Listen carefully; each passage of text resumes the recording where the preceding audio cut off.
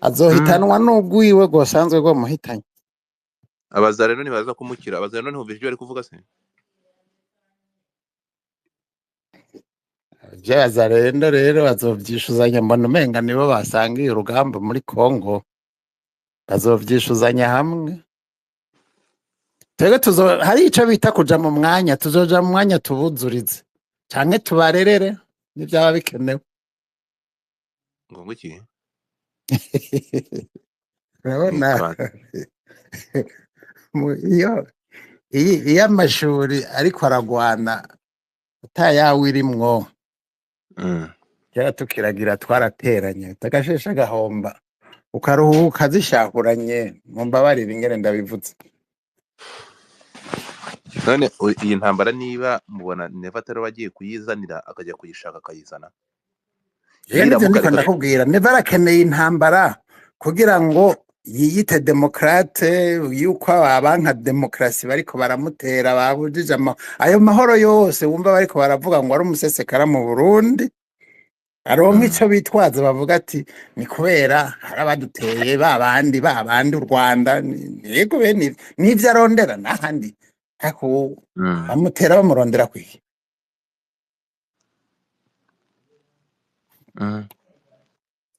Godfather arakane ndakongeraho ko baho yavuze keza cyane. Jewe rero sinzi impamvu mba numva iyo abarundi batangiye kuvuga abanyarwanda mwaraga kwivanga mu by'abarundi mukareka abarundi bakavuga mukagenda. Mwebwe ko perezida wanyu yabwiye ngo muryame mahena mukareka ibyo bintu mukareka abarundi babujije kuryama bakarebo tubarababaza ku maspace. Ngaho vuga mw'abantu ibintu by'abarundi biri complique, ibintu by'abarundi biri complique nimukabyivangemo. Nanjye ubwanjye msige bigendamo gake, urumva no guco twigendera by'abarundi naje gusanga udashobora kubyivangamo. Baho yavuze kandi ngo Neva arimo gushora intambara. Mpita nibuka mu minsi yashize aho yitonze akavuga ngo twebwe ntabwo tuzopfa nk'abakongomani. Arongera aravuga ati ngiye ndafise amatoni wanje iye biharagi abenegihugu bambwira ko bafite inzara, ahabwa ngiye ndafise amatoni, murabura iki guhinga? Ubwo rero ndavuga nti nibi ngibi abarundi mwe mu byitondemo neza, shobora kuzavuga ati jewe nta ntambara nashoze kubera iki mutarwanye yanyu. Muzabyitondemo neza mwabarundi. Okay, so rero Godfather Neva ntiyomana n'indwi imwe Kiti itamushigikiye. Nawe Kiti yawe imaze kubera umviriza ariko so na Kiti yawe watuguye erega Kiti nihindura intwaro mu Burundi. Nakazi kawe na Kiti yawe niba wowe urashaka kutashaka Maxime reka ngusaba ikintu mugabo mu Burundi guhera mu igihumbi nakazi kayo nakubwiye reka uzajya uvuga Kiti tuzi ibyo ari byo. None wewe none kudashaka kuvyumva byumva ko ndagusabye muzaze mu host musobanurire Kiti warabyemeye, wazare tukazasobanurira Kiti we nta jambo riba mu kanwa kawe ritari Kiti ndabyumva namaze no none wowe utazi Kiti rega nishaka kumva na kimwe. None se wazafasha umwanya ukayidusobanurira ntayo nzi nyine kuzayidusobanurira. Ndiko ndagusigira ko Neva udashaka kumukura utamenye Kiti. Ntabwo biragoye uzi ko wowe ibintu byose ni Kiti rero kandi bifite point. Ndanabyumva ndanakumva mfite n'amakuru menshi cyane amenya amakuru menshi cyane kubyo uvuga kuri Kiti. Ntabwo Kiti iri mu Burundi gusa, ariko dukeneye guhidusobanurire kuko uyizi cyane wafashe umwanya wo kuyimenya. Rero igihe utarayidusobanurira ujye utanga ibitekerezo hano tubigire muri base. Ntabwo ushaka kunyumva Rumata musobanurire wenda warakumva. None nibi wanditse ngo ibyahishwe ngo banyabwenge ngo byahishuriwe abaswa, ngira nivyo ashaka kuvuga. No umva nkubwire mwambutsa wowe Kiti urayizi cyangwa uyifite amakuru ko abantu bakuru mwese muzi Kiti cyari kuri kwa Mungu nkabanzi no kuri kwa Mungu Kiti nkabandayizi naje ndayumva gutyo gucika ubu sindayitegera neza, ariko at least uzi definition yayo wowe babashije kumenya ntumizi ibyo ariko abashije kubyumva. So rero Maxime Kiti abaye Kiti mu mutwe we ni nka space za Godfather. Rero Maxime fata umwanya hano nzaguhostinga, ufata umwanya wawe niba dusobanurira utubwire Kiti yaje ite, bakora iki, bakorera he, ni bande. ibi ngibi ndi kubikubwira ugerageze kunyumva. ngira ni bimwe bita mu kizungu deep state. Urakoze cyane. Biratuvanga Maxime, kandi ufite pointi. Ufite pointi ibyo uvuga ngenda byumva ko nabashe kugira, ariko audience y'abantu hangaha hafi 800 they have no idea kite niki. Iyo kitu tubwira abantu batabizi ibyo n'iyi ntambara, iyi ntambara iri kuba nibo bayibakinze, nibo bayiri inyuma. Muve kuri ibi ngibi byo bango executive aba ba mercenaires ni birebire, ariko tuzafata umwanya abidusobanurire. Urumva ni birebire ibyo noneho abarundi buriya impamvu ntabwo mubizi buriya kuri izi space niba ari abantu ba mbere baza hano baba intellectuel. Abarundi izi space abantu bazitabiriye aba intellectuel b'abarundi baza hano, bo barazanga bakaba open, bazi definition yo gukoresha media, baraza hano. Hana Barundi i Burundi babaniganye inkari, babanigana ijambo. Abantu b'abarundi batemera CNDD FDD ntibafite uruvugiro uretse kuza bacha gukoresha izi platform za social media hano. Urumva?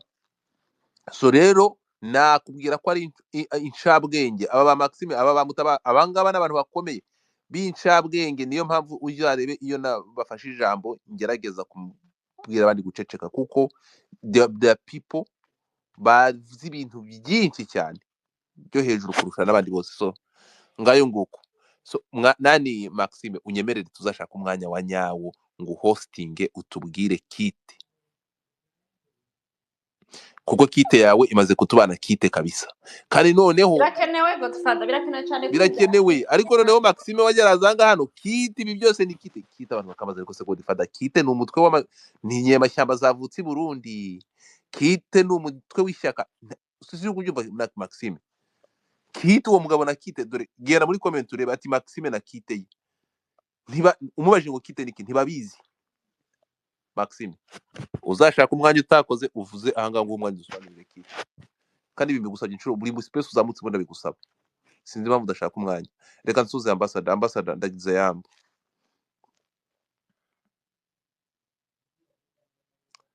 Ambassador ntabwo ari kunyumva.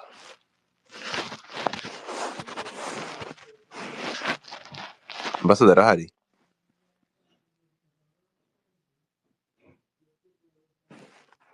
Njyewe ndi umunyarwanda works in Rwanda. My number inamba ya urayima ngo nyikoze iki? Niba uri umunyarwanda uramaze kuba uri umunyarwanda, ibyo bimbwiye iki mbikoze iki? Urampa nimero yawe uyikoze icyo washaka kuntereta ko ndi buri kigabo.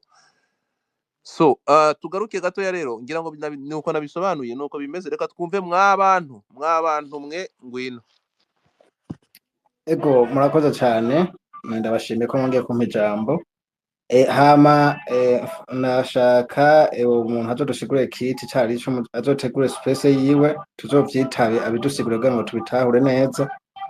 Hama kubiri ko biba muri Kongo, reka tuze twaza ngaha dushikiza ivyumviro byacu ngaha kuri space byo bavyiza, turinde iyo biherera.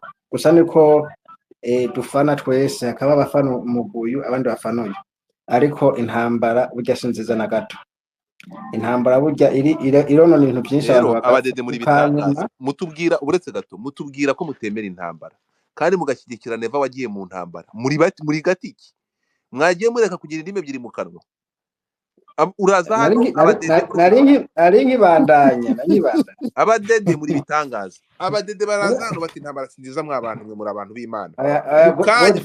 yakunshyiramo vraiment reka mbandanye. Uretse mukanya nk'ukurikira ko intambara atari nziza, ariko mukanya ukatubwira ko ushyigikiye Neva perezida wanyu ko yohereje ingabo ikinshasa muri Kongo, kandi ibyo umubanyi yotegwa kareka uza kumutaka. Ndi kukubwira ndakubaza, umubanyi yotegwa ntuze kumufasha. Kumufasha kuki abaturage be? Mutubarize wampaye nka Godfather, zuba mutubariza abo bantu baragoye. Iyo ni narrative ya kite, iyo ni narrative ya kite. Ndakubaza ari amazu yo ku nturo batwitse Uburundi bugakikiriza bugahereza abazarino bagatwika amazu bakavuga ngo bari gutwirukana abatutsi basubire mu Rwanda. Nibyo bitero uvuga byatewe umubanyi w'u Burundi? Ibyo ni bihuha, ntawo byemeza. Ibyo ni bihuha, nanze amakuru ntacyo ndabifise. Ibyo ni bihuha kuko ibyo tuvugira nga akumantu wamuginga ni bihuha. Amavideo ahari ibihindutse bihuha amavideo ahari ari ibintu byagaragaye bigaragara none amaso izuba ariko bihindutse ibihuha ayo n'amakosa hariho kanse ya kite hariho bahindura audio rezame y'umurundi rezesprit yavyivugiye ari muri uwo Chicago baramuhinduye arezonuko Maxime na Kite yabaye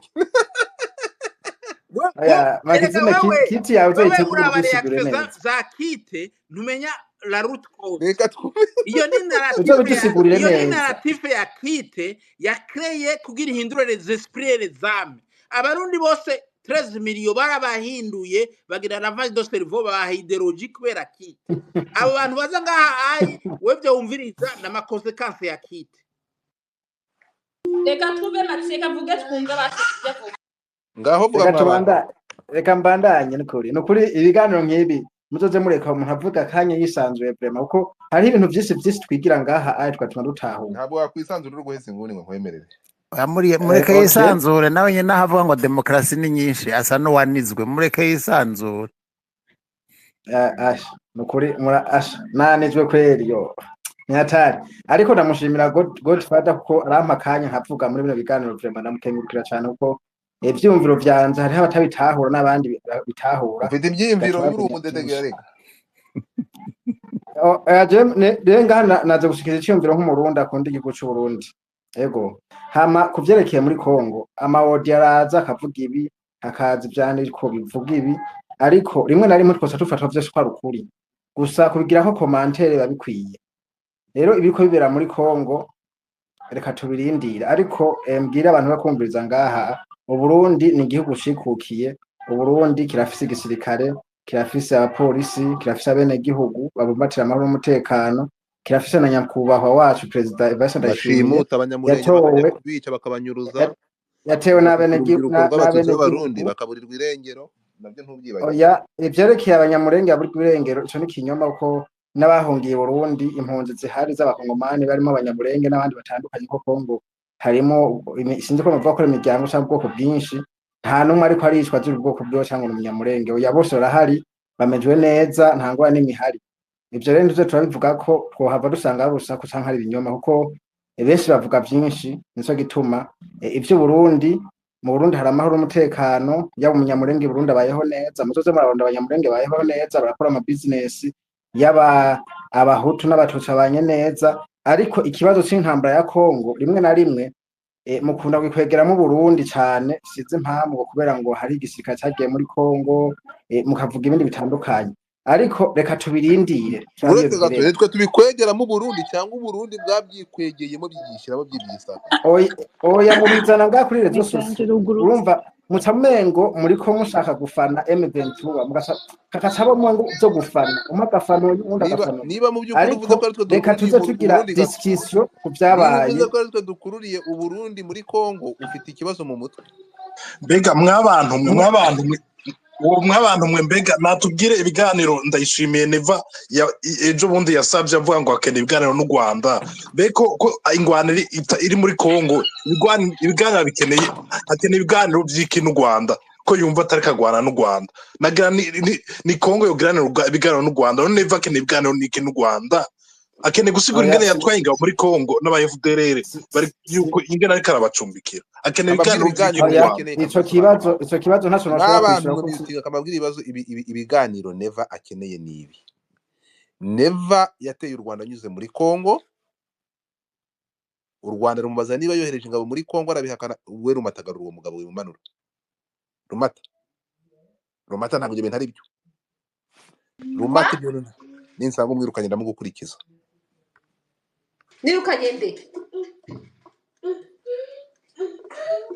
nirukanye naringize ngo wirukanye wa Murundi yandeba iseguza atari ha internet ntiwamurukanye je ndamurukana naringize ngo yindeba kurura yirukanye oya tugende gatoya wowe ho baho kangusobanurire ibyo ibiganiro Neva asaba Neva yohereje ingabo zo gutera u Rwanda ajya i Kinshasa kubibwira urubyiruko agiye gutera u Rwanda arabivuga clearly nibyo biganiro asaba kugira ngo asabe imbabazi urukumva noneho si ibintu bigaragara we yateguye intambara ku Rwanda urukunyumva arakubitwa kweri ariko no kuvuga ngo yashatse gushoza intambara ku Rwanda ariko asanga ahantu inzira agiye kunyuramo irimo abajene bita M23. M23 iravuga ati reka tugukubitire uyu muginga, urumva, reka dukomeze rero. So ntongere kubaza ngo agiye gusaba ibiganiro by'iki, we byari marabizi n'intambara yashoje arayizi, kandi nabo yayishojeho barabizi. Perezida Kagame yaramuhamagaye aramubaza, nibyo wohereje ingabo muri Kongo zo kujya gufata Gisegeti kuntera? Erega bana nibyo Kagame yavugaga, ariko simbagiye bavuga rimwe. Ubundi kera hari umwami wabagaho yaravugaga, Rwabugiri yari afite umugabo umukanda nzugi we bitaga uwumva. Umwami yaravuga ngo yewe uwumva, undi ati numvishe mwami nyagasani, ati niba wumvishe ngize ngo iki? Ni ukuvuga ngo uwumva yumvaga ibyo umwami avuga atarabivuga. Namwe rero mujye muba nk'uwumva, nijya mbabwira ngo yewe uwumva muvuga ati twumvishe Godifa. So never, Perezida Kagame yaramubajije, never. Ndayishimiye Evariste, wohereje ingabo ikinshasa zo kuntera zifatanyije na Kisegeti? Undi ati nyakubahwa ntabwo nabikoze. Aturishuwa ati sinabikoze. Yavuga neza ko yavuze ndasabye kuko nuko karangyohera. Buretse gato Kagame yabwiye neva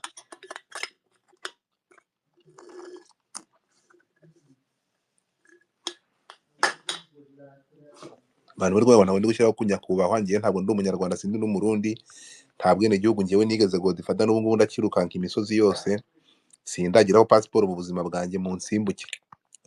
Urumva? No sense. Urumva? Ibi ngibi byose ni ingaruka. Nababwiye ngo tugende gakeya, ariko ninde washyize no ibora hano hejuru? Ni wa mudede kigera gusa.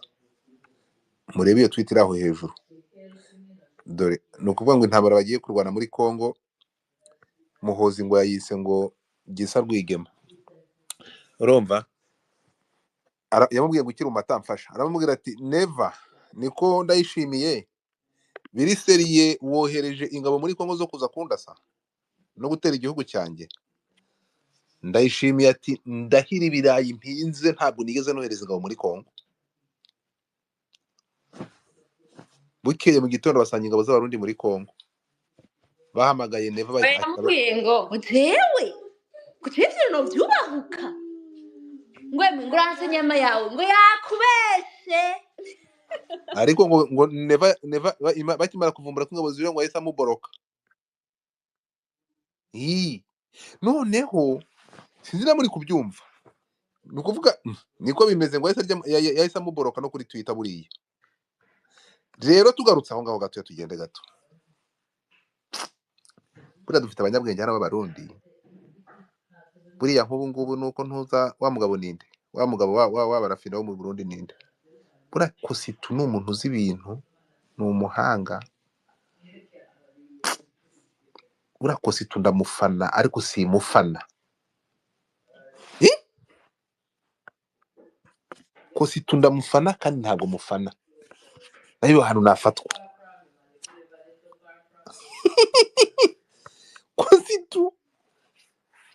Kositu ndamufana ariko simufana. Reka tugende gatoya. Ambassador, uranyumva? Wafungura mic yawe ukadusuhuza.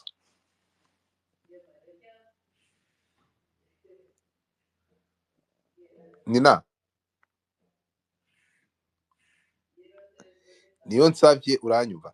Fungura mikro yawe niba utwumva. Anatana atarayifungura, reka mfate baho wari ugiye kutubwira mu kirori nguciye mu ijambo. Jake narimvuze navuze yuko ibintu bya Neva bya President Ndayishimiye ibintu afite, urabona ko je mfise amakuru avuye ko ari wakurungika abantu baja kuvugana na ntuze na President w'u Rwanda kugira ngo abasabe abasoda b'abakongo bahungiye mu Burundi, abasabe yuko boca mu Rwanda bagasubira muri Kongo. Mugabo ayo makuru nyene aravuga yuko Neva ariko arasaba yuko President w'u Rwanda ibi waroje kuvuga yuko boganira, yuko hoba abogiranira ibiganiro vyerekeye ibibazo byo muri Kongo, kuko arabona yuko M23 AFC M23 ikiravansa, kandi biboneka neza yuko aba bajya basoda ba South Africa bavuge ko baje n'abo muri Chad ariko baritegura kuza bafise point strategique bazohora baja gutera bashaka kuja kubohoza bavuge ko bashaka kuja kubohoza ukavuna Goma bavuye Bujumbura. Hanyuma urumva Neva ameze nk'umuntu Godfather, ameze nk'umuntu atambikije amaguru ukuguru kumwe kuri kumwe na Tshisekedi, ukundi ashaka kuzana ngo kube kumwe na Kagame kuko yavuze ko ari umuswahili, yavuze ko ari umuswahili, yavuze ko ari umuswahili, yavuze ko ari umuswahili, ashaka gukina ikarata zose, ashaka gukina ikarata zose. Ntabwo ushobora kuzana ubuswahili uretse gato umva nkubwira ntabwo ushobora kuzana ubuswahili ku nkotanyi, ntabwo bishoboka. Yavuze ko azi gukina, yavuze ko ari umuswahili ko ashobora gukina ikarata zose. Urabona yuko ni ibyo nashaka kuvuga, ariko urabona yuko kamubanye kabisa kabisa. That is a really mistake you did. So reka twumve ni ndabona yafunguye ambassador, wafunguye mic wavuga nkumva niba nkumva nawe ugira network mbi kabi. Uri kumwumva Rumata? Oya ntari kuvuga ntawe numva. Ubwo navuga nagira network mbi cyane. Ibyo kuvuga ngo yarashaka gutambikeza uraba umuswayi, waba umuswayi ariko inkotanyi ntabwo ari umuswayi, my friend, mujye mugira ibyo mukina nabyo. Uraba umuswayi kite ntibashobora kuba baswahili kubera kite iragarutse. Yewe kite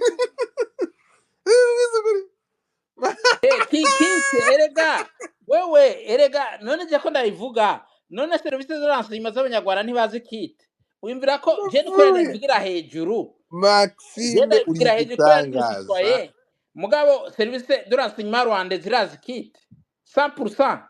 Wimvira ko je ndabasubira kuronka information. Nukuvuga ko jewe iyo nzi kite bobo ntibayita kite, mugabo barazi icyo kite. Niko bimeze. Erega si ibintu umutura gasanzwe yashobora kutavyumva, mugabo nta service d'etat zikomeye zishobora kutavyumva. Ariko icyo nagusabye wacyumvishe basikira making sense. Sa? Okay, icyo navuze wacyumvishe. Je nakubwiye nuko no, icyo nagusabye wacyase abazungu baduteye. Wowe shaka ndabisigurira umutura gasanzwe. Okay, nzoyimusigurira ibyo nta kibazo. Mugabo anatanda ko tubisigurira abaturage basanzwe, dutegezwa kuvuga les éléments de kite kugira bamenye ko tubazi, bamenye ko tubazi swati bazohagarika gukorera kite kubera bakoreye kite baba bariko bazana ingwano mu gihugu cyacu kubera kite nishaka amahoro. Rero niwe mara kubimenya ko bari muri kite swati sinzi ngene bazoyivamo kubera biragoye no kuyivamwo, bashobora no kubagirira nabi canke bagerageze bahindura inyifato, kuko wewe nk'uri mu media, uri umuntu wo muri media canke société civile ukazana kugira promotion ya Gato Gwasa, automatiquement ucwa wirekanye neza kuri umwere madikite kubera wowe ugiye gushikira umugenosideri aramaraso n'umugenosideri. Urumva ukibona neza kite ingene ikora. Ntabwo mbyemera, ntumunota umwe, ntabwo munota you are wasting your time kuko nakumva kumbire Maxime women none erega kite uteza kuyimenya utayimenye. Ntabwo ahubwo nicyo cyose ufite kite nge ndayizi. Warayimenye tabiye ntega amatwi uretse gato. That's the problem you have. Ntabwo ushaka kunyumva. Ntabwo mba ndahanga kujya gusobanurira Godfather, mba ndahanga kugira ngo usobanurire audience yanjye. Kite ndayizi wayimenye. Ntega amatwi narayimenye, nafashe umwanya nge ntabwo ushobora gutambuka no ngo mbwire ikintu nka kira kiremereye. Rumata sabwe yesterday twaganiriye kite ndayizi ntayo nzi. Urayizi pe ahubwo nanikanze. Ntega amatwi nkubwire Maxime, iyo ndahanga amashaka kugira ngo audience iraha ibashe ku understanding imenye everything, siko bimeze, bamenye amakuru, bamenye ibyo bamenye ubaha information. Rero byonyine na kite uramutse ubwiye umuntu hano kite ntabwo ashobora kumenya ngo kite niki, yagira ngo ni ishyaka ryavutse mu Burundi, bakaba bakorera kite batekereza ko ari ishyaka ryo mu Burundi. We need to let people know kite niki. Uri kunyumva?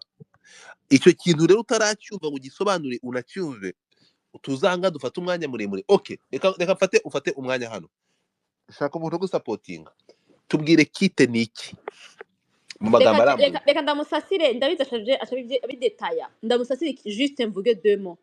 Kite ni umuntu wese yigira umunyepolitike akavuga politike akitwa ko akina politike ngo mu nyungu z'igihugu cyangwa za rubanda ariko akorera les colonialistes les occidents bamwe bita ngo akora aba les impérialistes nabo bakita abantu bose igihugu cyose muri Afrika bafite abanyepolitike hari n'abari president nk'i Burundi twebwe president wacu ntakorera Burundi adefanda inyungu z'uwamutumye twebwe wamutumye iwacu twe tudepanda Vatika kandi si twe twenyene n'ibihugu byinshi na mejeja ngaho reka nze nawaze hano twagiye urumva sobanura kite mu ijambo kite risobanura mu magambo arambuye Rumata yabivuze ofete no kite ni systeme ya neocolonialisme umviriza kite bisobanuye iki mu magambo arambuye systeme ya neocolonialisme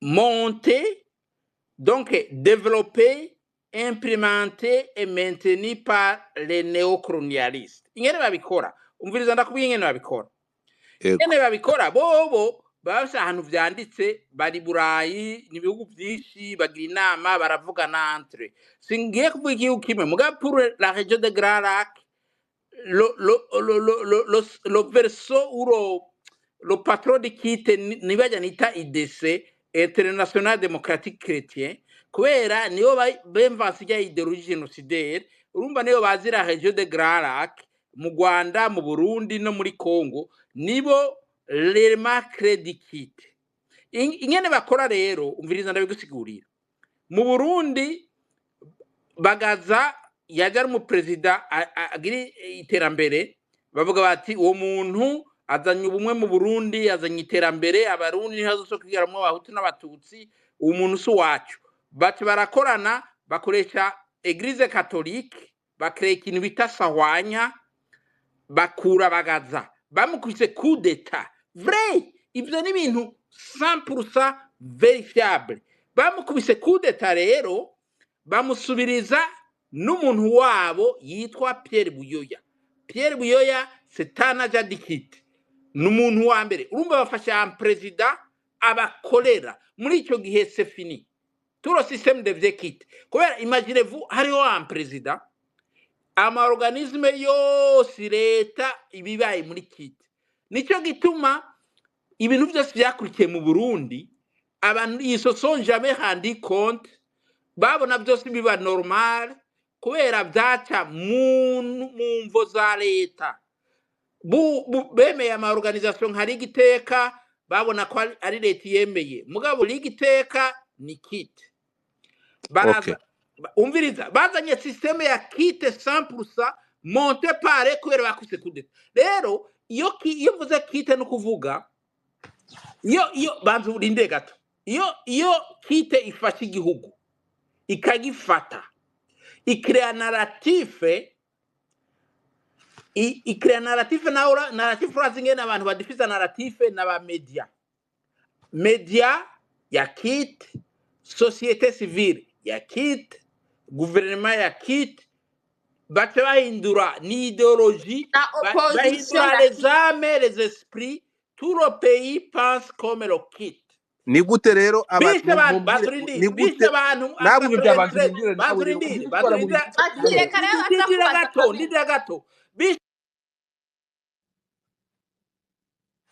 kuba mute ndetse rumata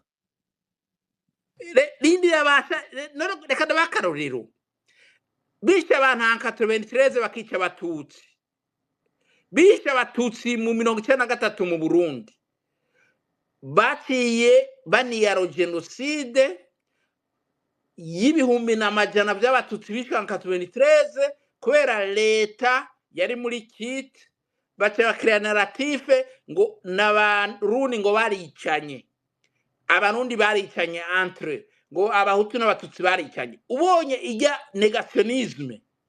negationisme kujya abantu bavuga ngo ntushe kuvuga ngo abatutsi bakorewe ihonya bwoko ngo yango n'abarundi bicanye ça c'est le narratif de Kite iyo ni narrative de Kite yinje mu barundi bose baje abantu bose nitaba negationniste siko saryabo babagirira lavage de cerveau mes amis après vyantwaye umwanya ndabumvira ikigongwe ndavuga nti babagirira lavage de cerveau kubera kuvuga ko ujya abarundi ko bicanye aho kuvuga ko habaye ihonyabwoko ry'abatutsi batutsi mu Burundi ni kubera kite yabagiriye lavage de cerveau ngo aho kuvuga yuko habaye ihonyabwoko muvuge ko abarundi bicanye cyangwa abarundi bagize agashavu.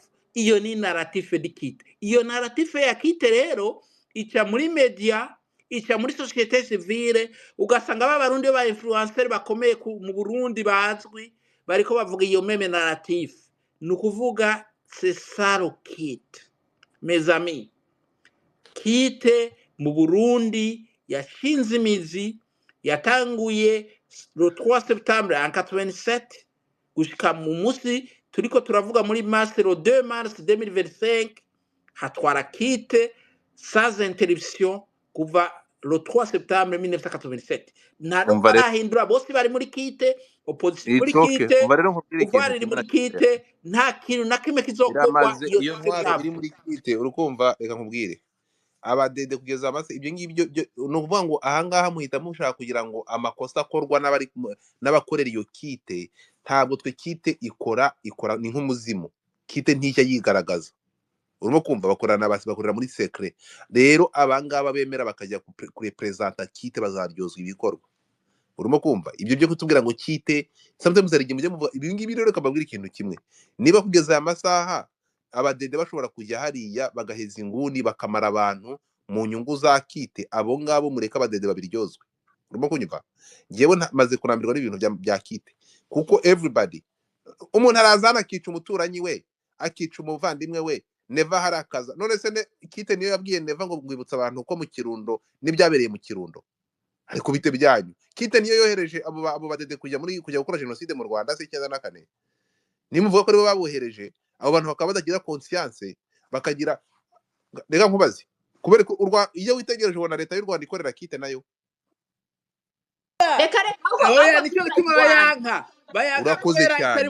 Niba dufite abayobozi bayihora kubera itari muri kite gisema rero nicyo ngicyo. Niba dufite nka leta y'u Rwanda itakorera izo kite, yaranze iyo colonialism ikanga kubakorera abanga, hanyuma ingengabitekerezo uyu mugabo afite, utekereza ko ndavuga nani perezida wanyu yo kumara abantu ko abatutsi bamariye ku icumu kandi bakabica, barabica arazi ko ari muri kite. Neva 100% arazi ko ari element de kite. Aramaze ngewe byo ndi gukubwira arabizi 100% nabo yarabizi. Urumva ntibashaka kuvuga wenyine, ntabwo ushaka kujya ntabwo ibyo bintu mbikora nawe, ntabwo ushaka umuntu agize point. Reka ntage point yaje naje unyumve winsaza, ntabwo ari byiza. Nanjye reka mvuge point yagira iki Maxime nyumva. Mbere yuko neva mu kite, neva ni umurundi, turi kumwe. Mbere yuko umuntu ajya kuba umukite si umurundi. Niba yiyambuye uburundi agatanga service nk'umucakara akanga uburundi, ibyo azabazwa nk'umurundi. Ntabwo umuntu yagiye kuba umukozi wo muri kite yuko ari umurundi. Ibi ngi ntabwo umuntu yakwiyambura inshingano ze ngo abantu bamureke ngo kuko ari muri kite. No, umuntu afite ingengabitekerezo. Izi ngengabitekerezo mu mushinja kite, mukambura abantu, mukabambura inshingano bafite. None tuzahita ngo yango neva uko ngo yari umukozi wa kite ngo niduhanga amaso kite. Oya, ndakumva ahantu uva, ndumva ibyo ukora. None tukankubaze tujye kwataka kite, wowe ufite ubushobozi bwo kwataka kite, ariko dufite ubushobozi bwo kwataka neva agahinduka akava muri kite. Cyangwa kuko ikintu cyo negishe kuba gutuma abantu bava muri kite ni kimwe, ni ugutinya ingaruka zizabageraho bazigejejweho nabo bashyira muri ako kaga.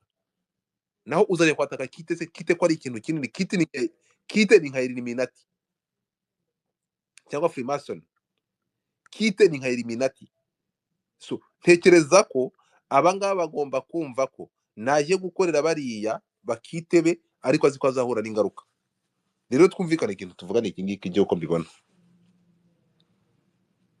Abo bakorera kwabwira ko mubazi nkuko nguko bivuga, ndanakwemera ngenemera no kuri bivugamo, ariko bamenye ko kite abangaba mbere yuko baba kite n'abanyafrika, mbere yuko babacakara, nyuma ko abanyafrika n'abarundi. Ibyo bari gukora n'izo nyungu zabo bari kugeza ku barundi, bamanze babiryozwe n'abene gihugu babikorera. Ariko ntabwo uri buze kumbwira ngo hano ure yagize urwango rugirira abatutsi ari kubamarira kwica ngo kubera yabitegetswe na kite. Ni ikigoryi. ibi ngibi byo guhunga inshingano bakabisunigira ngo kuba bakorera, abo bakorera ntabwo bafite tayito, bo bafite tayito, bafite n'imyanya bapresenta, bafite na constitution bishyiriyeho hari bakaba batazubahiriza, abo ngabo mureke babiryozwe. So ngiye niko mbyumva. Godfather uri umugabo ndakwemera, nawe ndakwemera, ndagukurisha po.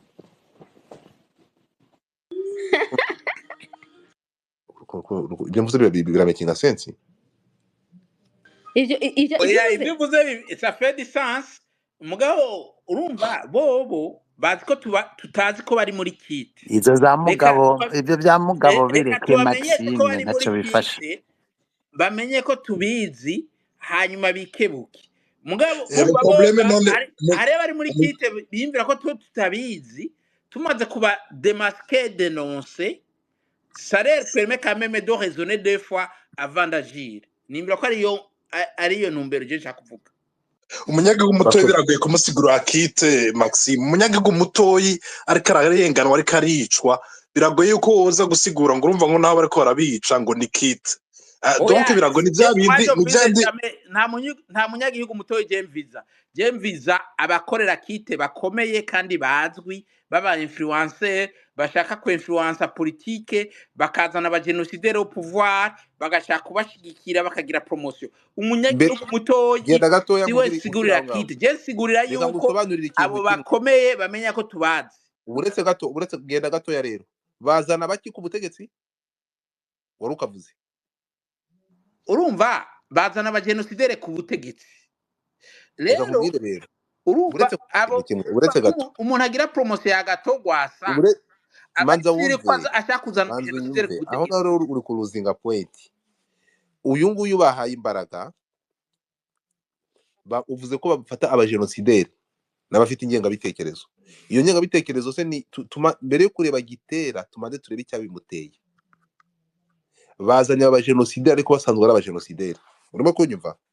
The thing is ibyo bintu byo kuvuga ngo ni hahandi no kuvuga ngo aba bantu nabo ntabwo bari bo, nta kindi bagomba gukora kuko kiti ifite imbaraga. Yego ifite imbaraga, mureke ikintu cya mbere gikorwa ni ugufokasinga kuri aba bantu bafite inshingano nk'abanyafrika.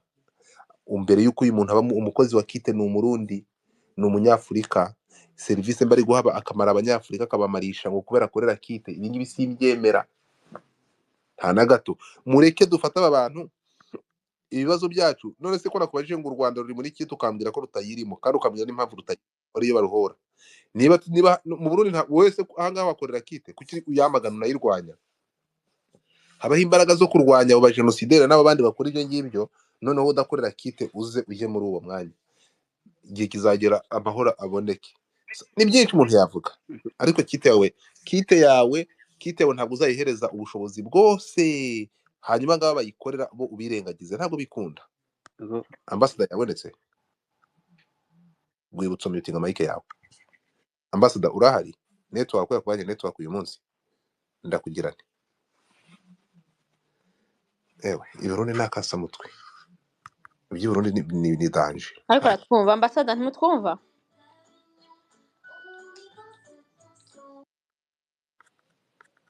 Reka dufate ariko aratwumva ni ugure micro rero. Mugabo kite mushaka kuyirogeta pourtant c'est ça on est du problème.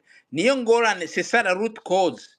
La root cause ari mwamenya kite mukayidenonsa. Maxime bizogenda neza. Umva nkubwire reka tuyage, reka kite tuzoyizaho neza kuko uko tuko toyiva tuzobitegura kugira ngo byumve neza. Reka tuyage nabandi bavuge please. Hano umurundi je pense. Aho ngaho ndakumva noneho.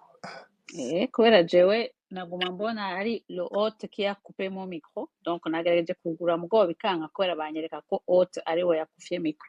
Oya ntabwo bibaho. Utavyuguruye ntibikunda. Nivyo nsoma kuri telefone yanje. Okay ntaco ngira mwabigize mutabibona. Ndashika kubaramutsa, ndabaramukije mwese, murakoze kuri ibi biganiro, murakoze no kumpa ijambo. Narahirwa ngaha kera. Mugabo nahora ndumviriza mugabo nkavuga ntereka ndeke kuvuga kuko je mvuze bica bija kuri Twitter bikaca bija mu gihugu ivyo bashaka bien sûr couper pour diffuser ce qu'on veut. Ariko ndashika kugaruka kuri iki kibazo muri ko muravugira uno munsi. Nibaza ko naho mutumviriza ivyo Maxime ariko aravuga, je reviens sur le kit naho mutubizi ibyo ariko aravuga nibaza ko ariyo base y'ingorane dufise pas seulement mu Burundi no mu bihugu nka vyose ahantu hose abakoroni bafise ma intérêt ivyo nabivuze kuva kera nguma ndababwira nti nimurabe neza hariho akaboko kari inyuma gatuma tutava mu ngorane kandi biba d'une manière cyclique peut-être ntavuga kit reka basi mvuge kit nkoresheje iyindi exemple mu minsi heze nagiye kugura ibi vyuma vy'imodoka hari imodoka yanje yari ifite ikibazo ngiye kugura ibintu vy'amafrein n'ibintu vy'amaplateau n'ibiki murabizi bambwira ngo gushaka kit ngo hariho kit ngo ushaka piece kamwe kamwe ngo natwo nyene turiho ndababaza nti kit ni gute ngo kit usangamwo vyose ivyo ukeneye vyose kugira ngo ico kibazo ufise gihere kit ni ukuvuga ibintu bitegereza kuja hamwe kugira ngo ikintu kigwaye canke gifise ingorane gikire une fois pour toutes avec ama éléments mashasha kandi meza umva Maxime arababwira ati kit avuguma avuga kit umwanya wose aguma asigura kit umva nababwiye kuva kera ko mutashatse kwemera ngo mumenye neza aho ingorane ziva dufise muri Afrika mutemeye iyo teori ariko arabwira ya kit kandi ngo fuma abisigura neza dès le départ avuga ati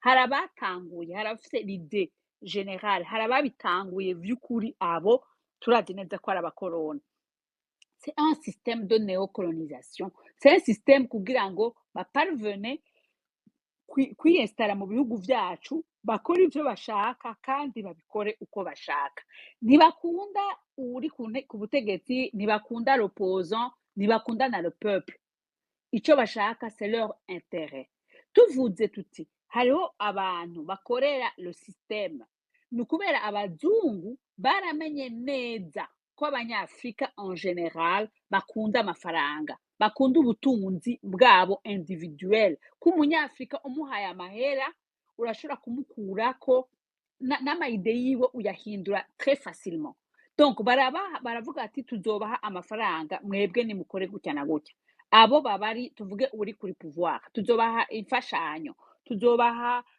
tuzobaha ibigwanisho tuzobaha imiti myinshi système de santé yanyu tuzoyisuporta forces armées yanyu tuzobarungikira abigisha abapolisi n'abigisha abasoda bakabaha umurongo w'ibintu bazobakoresha uri ku butegetsi bwo ati ndaronse abamfasha kugira ngo nteze imbere igihugu wowe umaze kuvyakira mugasinya n'amategeko mugasinya vyose n'ababafasha bakinjira amafaranga akaza aba expert bakinjira après baca baja de l'autre côté bagafata rero l'opposition bati wewe opposition urabona ko burya butegetsi buri en place si bwiza reka tubafashe kugira ngo mubugwanye bakoresha iki amafaranga toujours on paye abantu baja muri iyo systeme ya opposition babaha amafaranga menshi kugira ngo babe contre le pouvoir en place nabo bakaca baja hagati bagafasha et le pouvoir et l'opposition d'un côté wewe rero utabizi ucuvuga ngo je ndi opposa ukacuba opposa ukacuja muri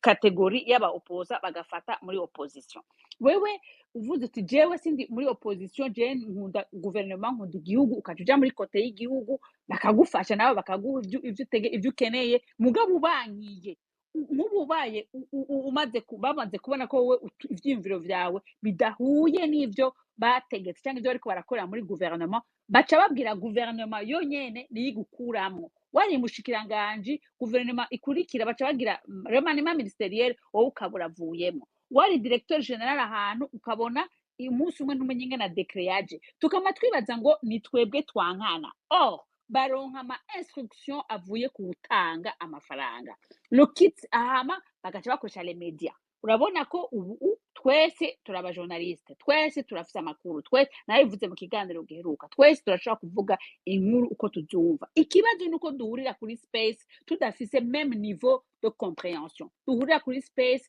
dufise ama background atandukanye hamwe wowe ivyo uvuga bake nibo bavyumva bake cyane mugabo hakaba hariho n'abandi bari ngaho kuri space batumwe kuza baracunga ivyo ujya n'uwundi avuga kugira ngo bamwamagane je vais utiliser votre terme bamutuke bavugire hejuru kugira bamuzivye alors ko bazi neza ko uwo muntu ivyo ariko aravuga ni bizima ivyo ariko aravuga nivyo mugabo kubera hariho abantu nyene bafise iyo babatumye kubera urumva ni pyramidal kit musanze bari muri kit c'est pas abene gihugu batoye ce n'est pas bajya abantu bandi bari mu gihugu n'abantu bari hejuru bari mu butegetsi nico gituma babatumira mu manama hanze inama ya mbere bagendamwo murabizi neza muzorabe nka bose abategetsi bose bagenda Vatican bose ababi wacu baba ngaha iwacu bahera muri Vatican abandi bakaja mu Bubirigi abakandi bakaja mu yandi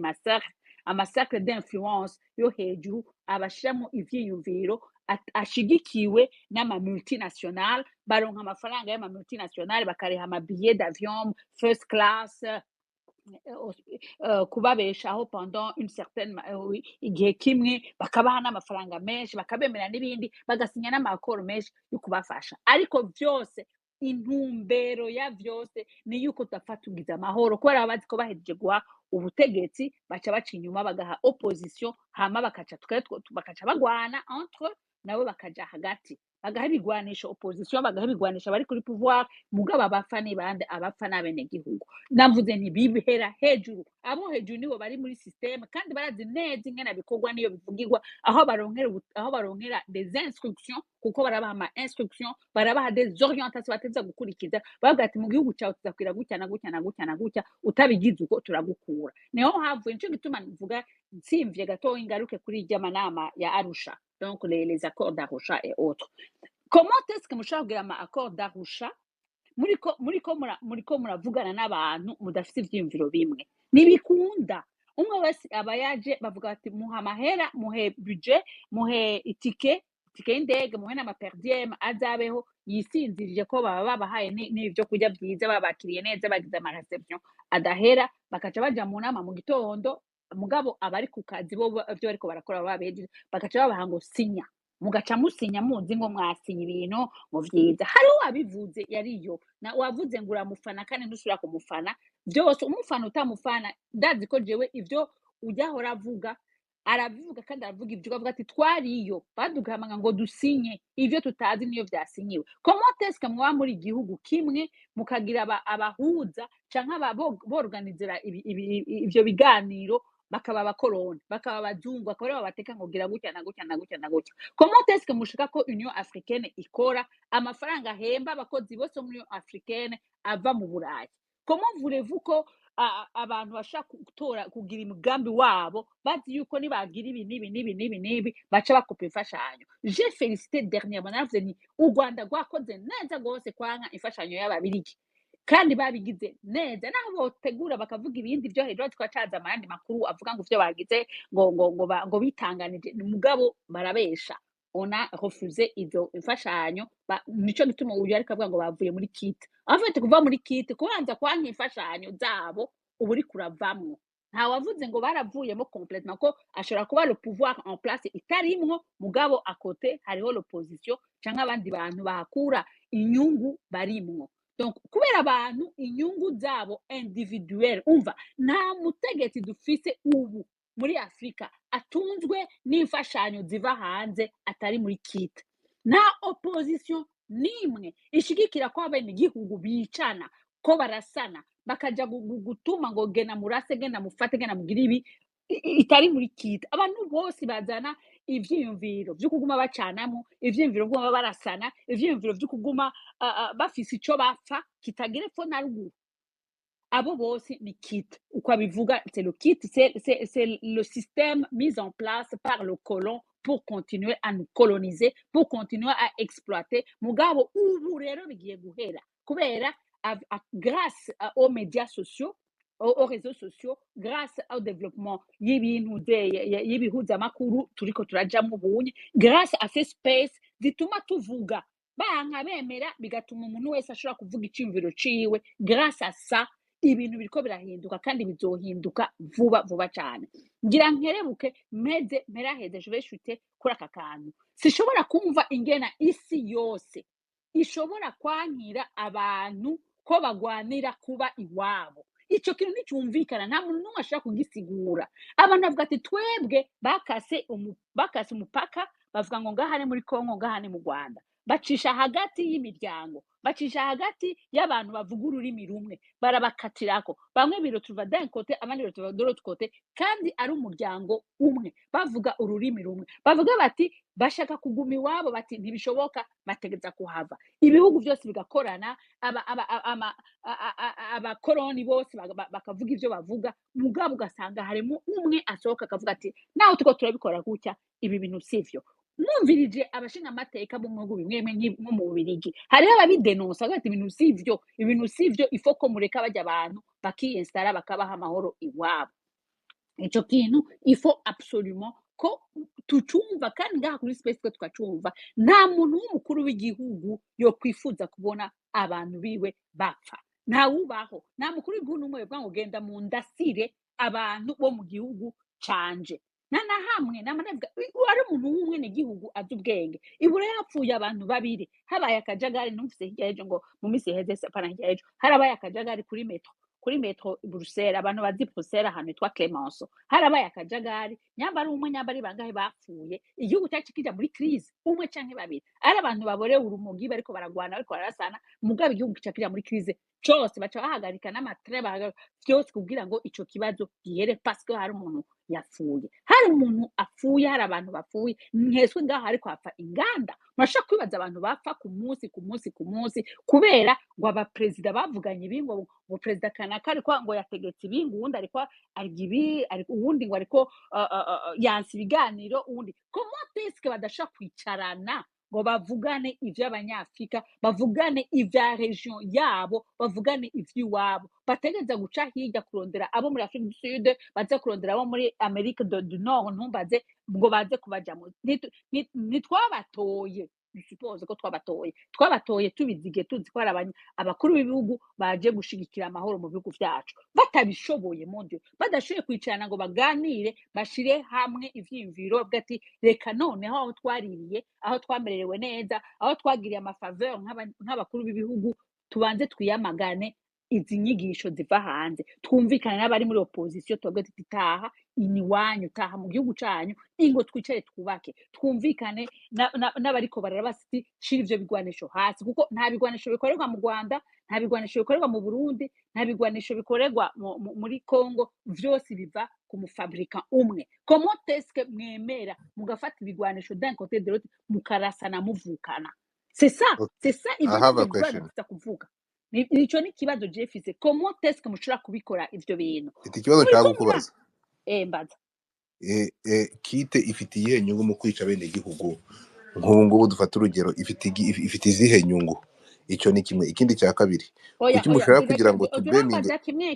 Turambaza kimwe kugira ngo ntatakana. Kite ifise inyungu nyabaki kugira ngo abenegihugu bicane.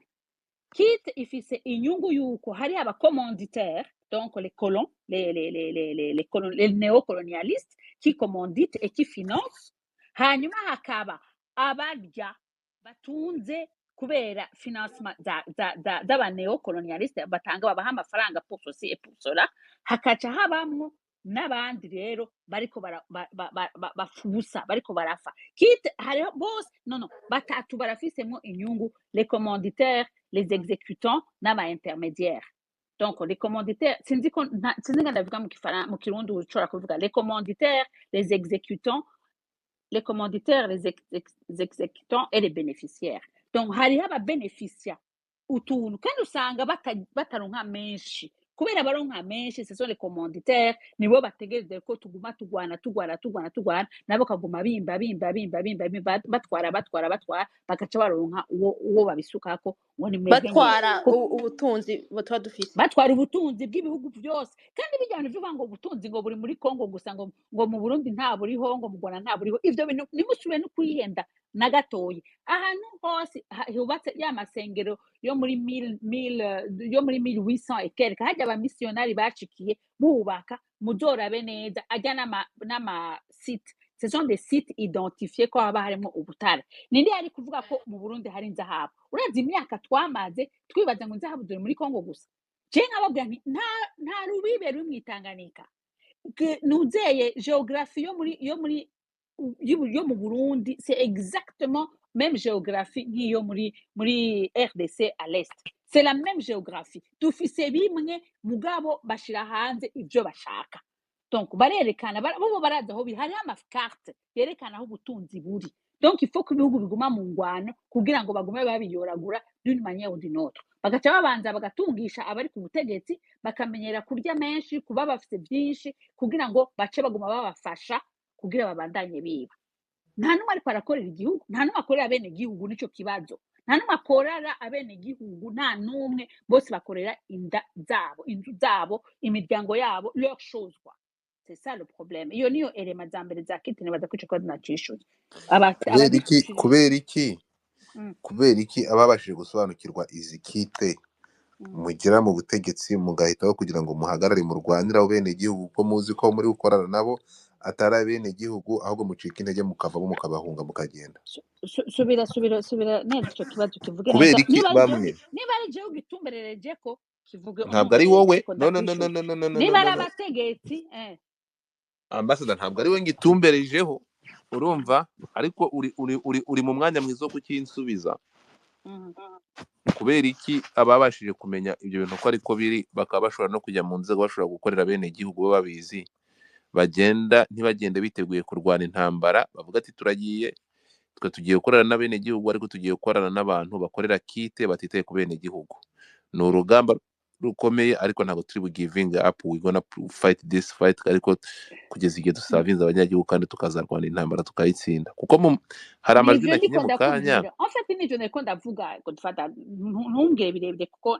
nca niperda nivyo ndiko ndakubwira abantu baproteja ama intérêt yabo d'abord narabivuze kandi ndabisubiyemo kugira ngo umuntu abe nome muri nzeye muri post kanaka abazungu batavyemeye ntahaja abazungu bavuga ati niet nta preuve ufise kandi nanjye ntuzimbatse mugabo ndazi ko ariko bikora barakubwira bati hajya ugira uhashire nde ujya muntu mukure hajya uhashize nde ujya mukure kuko ntari ko aratworohereza wewe rero ukamukura kubera waronse amategeko ukuye umuntu yari kugufasha kukorera abene gihugu ukuye umuntu nico gituma bavuga ati twe nitwumva ingena abantu bakora neza bose systeme ibiruka kwinyuma bose ibirukako mugabo hagiye abantu bamwe biba bakaruharije bamwe bazi ingena begeranya ubutunzi dans leur compte abo rero ntibabakura bahaguma kubera iki kubera abazungu bavuga ati nitwaguma tubaha bobo bakumva bahaze abandi le peuple ils s'en fiche on prend même des décisions niba nkumvishe neza nta muyobozi uretse gato niba nkumvishe neza nta ministre ushyirwaho na president cyangwa utorwa n'inteko ntabwo birabikora aramuproposa aravuga ati jewe nshaka gushiraho ministre naho yomushiraho agashiraho uwashaka d'une manière ou d'une autre à un certain moment bariyaranja bakamukuraho baratuma des éléments du kit nziza zikora neza bakiyaranje uwo muntu bakamutora amakosa bakamutora ivyo atashoboye bakavuga ko ibi n'ibi bidakunda bakiyaranje bakamukuraho donc bikorerwa muri systeme imwe ntushobora kumenya neza uwamushizeho n'uwatumye bamukura kuko nta na rimwe uzomenya ko amategeko ava hanze c'est comme ça muzofu bimenye na rimwe reka ndaguha exemple ariko abantu mu Burundi par exemple mu ministre arashobora kuba des milliards uri kumva ukagira ko perezida mukura kada akidoga gusa nkuko natwe tuba twidoga tubibona ntashobora mu Rwanda apfa kukwikora kakana perezida Kagame yagukoreye ntubizi aba yaguhinduye nta byo gutinya nta bya be umwanya we wose aguma ahindura abantu akuraho ashyiraho abandi kuko urumva wewe bavuga ati je veux le résultat ndigongorera abanyarwanda bose akaja kurondera abantu bo hanze bize baminuje akabazana akaba amaposte i Burundi siko bimeze i Burundi siko tubibona Vatican reka ndabivuge je gutyo kuko twebwe i Burundi neva bijya abahajya ntazi vyarimwo turamubona tuvuga ni president ariko abayobora bose si bagiye bari mu Burundi ivyo birazwi nuko abantu tubibabwira abarundi bene wacu tugacavuga ngo urumva ngo ivyo mukoma c'est ça la réalité ibi madame l'ambassadeur avuze ni ibintu bikomeye cyane mureke rero en fait abantu bakiri bato je ndazi ko mwambutsa nuko ndamuvuga ko ndamubona kuri gaha kuri platform ndazi neza ko ivyo ndiko ndavuga abizi kandi avyumva kandi yabikoreyemo ko yarabibayemo arabyumva ko yanabivuyemo bimeze bati amaboko hejuru avuga ati ndagiye ndababishitse ego ego erega urabivamwo parce que uvuga uti ibi bintu ntibishoboka nitwo nyine guma muri dukora birya abanyabwoba niyo mpamvu mujya mubiva none se mudashobora kurwanira abanyagihugu oya je ndafise abantu kuri godfather Twitter mwamusaye bifungiwe banditse ntacyo atabonye inshuti yanje muremera mugapfa rindira muremera mpeze mukabipfira aha kuri ngitangura kuko je uravye ukurikiye ntuze ivyo navuze ivyo nandika ingena abantu bankurikira bashakura ingena nandika n'ingena ni adresse kuri abo bazungu de temps en temps nonse opportunité yuko bivuga ukabivuga barantu barantuka hari abantu ntavuga amazina bari ngaha muri aba ba influencer bakandi ndisuri ko bari muri kit banyandikiye ngo none mwebwe ngo mushaka kugwanya ngo abazungu ngo muzobashobora donc banyandikira jewe ko nashaka kugwanya abazungu ndavuga umunsi umwe bizokunda kubera la verite iza buhoro buhoro ukuri kuza buhoro buhoro bwabo kugateba kugashika kugira ngo umukozi wa kite bisaba iki bahemba neza cyane none abo hejuru abari mu systeme hanyuma bisaba kugira ngo rero umukozi wa kite urashaka kujamo cyane uko nawe nta wuzi ko utarimo de toute façon iyo umuntu ariko arumviriza n'ingena ukora ninde yomenya ko utarimo kite na neva cafunzwe na kite bunyoni afunzwe na neva cafunzwe na kite kuko hari akabazo nayo ndagafise kuko hari inyungu ari interne akaba n'izindi nyungu kuko ari aba bari muri kite bakaronka ibintu byinshi mu nyuma bakabipfa hagati yabo mugani wacu ufata ngo abo bakuye bose ngo bapfuye kite harabapfa inyungu baronse effectivement.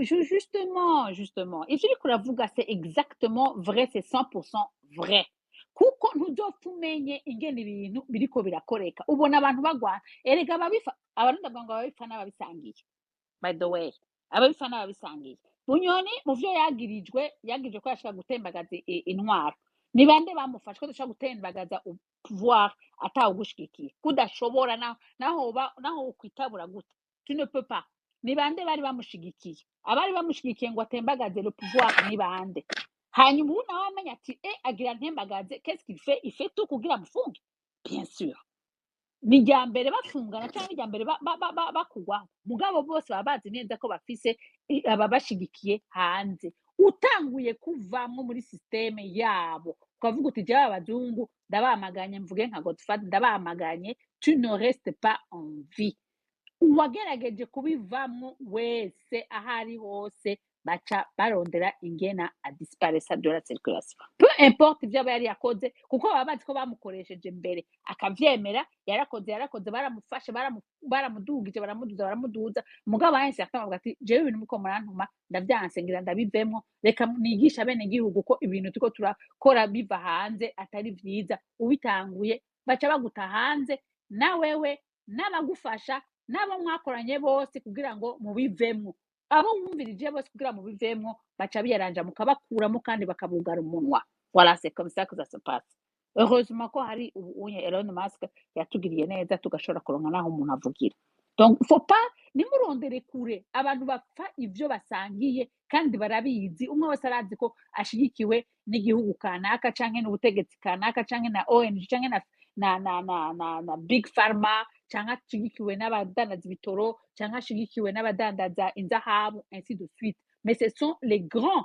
les grands de ce monde abantu bagira ama business muri iki gihugu nibo bakomanda ibihugu vyacu donc nimubirondere kure ngo muje kure muruhishanya ndazi ko abana abari batoyi bafise moins de 40 ans bari ngaha kuri space ivyo mvuga birabagora kumva kuko bobo bafise inyigisho ziva à l'intérieur du pays ivyo haje ntavyo bazi ingene iyo machine bikora hanze ntayo bazi mais les vraies machines qui fonctionnent mumaze kuzidemantera mukazibona nkuko Maxime avuga je dis sûr ko Maxime kuva ndamumenye kuva ntanguye kumwumviriza avuga je vois qu'il a beaucoup évolué ndabona ko yinjiye muri vyinshi ubunye amaze kumenya n'amasokre menshi na jewe ntazi mugabo je sais qu'il a compris kandi ingwano yiwe est légitime il faut ko abandanya il faut ko mwemera akabumvisha soko c'est le kit n'ingena kit ikora kit irimo le pouvoir irimo l'opposition irimo n'aba intermédiaires et spécialement les médias. Voilà, je vous remercie. Godfather, wemejwe subira uri muri kit ndashaka kugira ngo abinsobanurire kuko ambwiye ko nari mubajije uko ikora, ndashaka ngo unsobanurire. reka nakubariye murampa ijambo nitatu. ego mwambutana wowe wovuga ndazi ko biyizi ariko ntabwo uransubiza. banza usubize nyine Godfather. ingena yojamo ariko wari umbwiye ko nanayikorera bikuvako ibyo ntazi. bikuvako kuko ushobora kuba unayikorera utabizi. By the way ico nacibagiye kukivuga, hari abantu bakorera systeme neocolonial batabizi, bibaza ngo bariko bakora neza, nibajya usanga certain moment babazimye badashobora kuvuga, cyangwa ugasanga bari muri systeme mugabo atakajambo bavuga. Niki umaze kugeraho utashobora kuvuga ijambo ry'ubushinga naye kandi uri umushinga naye, nuko haba hariho uri kuratinya. Ntushaka kuvuga ngo uri muri opposition, arakarorero ntushaka kuvuga ngo uri muri opposition ariko ntuvuge ntufate ijambo ngugwanye ibintu bibi uri kurabona mu gihugu, ubibona neza ko ari bibi kandi abene gihugu bavuze induru abantu barira, mugabo ntiwugure umuntu ngo bivuge kubera uvuga uti ninabivuga babandi bampa amafaranga baca banyima. Sesa ushaka rero kujamwo muri kite ntibigoye, egera bene abo musavye mukorana ibintu vyo gushikiza amakuru n'iki, ubabaza uti ndabira nanje mu mpeko dukeyi hama mbandanye ndabafasha. Niba hano hari umuntu uri muri kite anyandikire. none utandukanya gute umuntu ari muri kit n'aba bailleurs de foi batanga imfashanyo batera nkunga umuntu uri muri n'umukit kite batandukaniye kuki? muze mu mpakazi manze menye ibyo birimo ngiye nkora n'ibyo nzi. nanone bakazaniye atagabaho kandi abo batanga inkunga nambari aba bayedofu bafasha leta bagafasha opposition bakasha bishira hagati bakaza bajyanisha abantu bagafasha na remedia bashaka kujyanisha abantu bagarondera bagaprovoka bagashaka no kuza gukemura ikibazo babonyine bakreye. C'est ça genda byumva cyane. Niko mwavuze ko u Rwanda rutari muri kit kandi rufashwa n'Ubwongereza gufashwa na Amerika, ko numva muri contradiza hamwe na hamwe kandi ibyo bihugu byose bifasha. Ifoko mu dissocier ibyo bintu bibiri. Baho jenge yanda kwishura ubunyene muri aka kanya nyenda guhe un exemple typique. U Rwanda rwahisemwo gukorana n'abashaka ivyo abanyarwanda bashaka. Donc u Rwanda même le système des Nations Unies rishaka kubempoza ngo tuzanye ngo imiti kanaka ngo mutsa kuyiha abagore bose canke ngo abana bose atza kuronka uyu muti. U Rwanda raravuga ati uwo muti twasanze atawo dushaka twebwe atawo dukeneye, azana ayo mafaranga ahubwo tugure ibitanda byo mu bitaro canke dukora ikindi. Nibo bavuga ico bakeneye bakabaha ivyo bakeneye. Abo nibo bari contre en fait bari opposa bafite ijambo bavuga ati twebwe tugwanira abene gihugu. Ibindi bihugu je ne cite pas les noms de qui que ce soit bavuga bati turaje kugira expérimentation ya vaccin kanaka kandi nitwe tuyizana n'amahera turabaha n'ibikoresho byose turabizana, bati karibu injira. Nibazi ko bikora, nibazi ko bidakora, nibazi ko vyica, bakaca bakira bagashiramo. La différence entre u Rwanda n'ibindi bihugu nka Congo bamarishije ingwara zose zibahura ziko abantu ibyaduka byose bitangura bihera muri Congo byinshi, bajya barabamariye ko ababo kubera bakira ivyo babazaniye byose sans distinction. Muri Rwanda baravuga ati ibi twe ntavyo twakira, ibi ntavyo dushaka, zana amafaranga. Abana bati nase ko dukora ibi amafaranga turayatwaye, oya bakaca bajugumira ngo yangu nimuyatware ngo zana zapfa kuzana. Mu Rwanda baravuga ati iri amafaranga yanyu yagumane, ivyo bintu turavyanse. Voilà, nibaza ko nakwishe kandi twavyumvise. Jenda vyumva vya kiti mugabo ahantu hagoreye nuko abanyagihugu abantu batoyi, kuko je narose umwanya ukuba kamembe ukuraba ingene bikora ibintu vy'amabaye de fond, kuko iyo batanze ifashanyo baranka une équipe ikurikirana izo mfashanyo ingene zakoze, akaba noze monitoring bakagira. Mugabo ikibazo n'igihe nabo rero gutandukanya bari muri kit n'abatari muri kit, aho hantu s'abantu bose bashobora kuhatahura. Aho utarashika kure kugira ngo ukorere système des Nations Unies, kugira uje gukora par exemple nko muri OMS bavuga ati sinya, hariho ahantu usinya ko inyungu za OMS zisumba inyungu z'igihugu uri kurakoreramo. Sinzi ko mvuze ndiko ndakubwira, urasinya ukavuga uti inyungu za organisation yandungitse nizo zija imbere y'inyungu z'igihugu ngiye gukoreramo. C'est-à-dire que niba organisation yakurungitse yavuze ati difuza uyu muti umara abantu, wewe uzi kuhemba ku misho kandi amafaranga menshi, urakora gushika naho uwo muti uba diffuse mu gihugu cyose, kandi uzi neza ko uwo muti ufite des effets secondaires zica abenegihugu. Ni ukuvuga ko wewe nturi kurakorera abenegihugu, uri kukorera organisation yakurungitse. Hama iki naco, murazi neza ko le système des Nations Unies par exemple n'ama ministère hariho le siège imeze iri ku rwego rw'abakuru b'ibihugu nka kujya kwa secrétaire général des Nations Unies, urazi ko afite urwego rw'abakuru b'ibihugu, hama akagira n'ama-ministère, akagira ministère de la santé ari OMS, akagira ministère de l'éducation et de la culture ari UNESCO, ikagira ministère de l'agriculture ni iki murashaka kugenda mubandanya, ikagira na ministère du développement yitwa PNUD, ainsi de suite. Bakorera umuntu umwe. Abo bantu sont financés, le système des Nations Unies est financé exclusivement par les pays, les grandes puissances, exclusivement.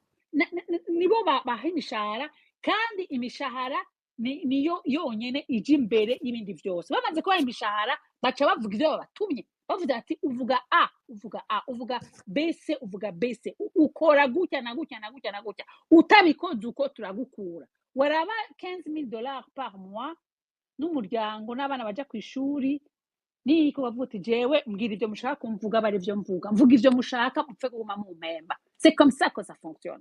Faut pas chercher ailleurs. Nimo have mumbaza ngo mumuze na kite n'ubundi dore space yanjye mwayishimuse muyigira kite.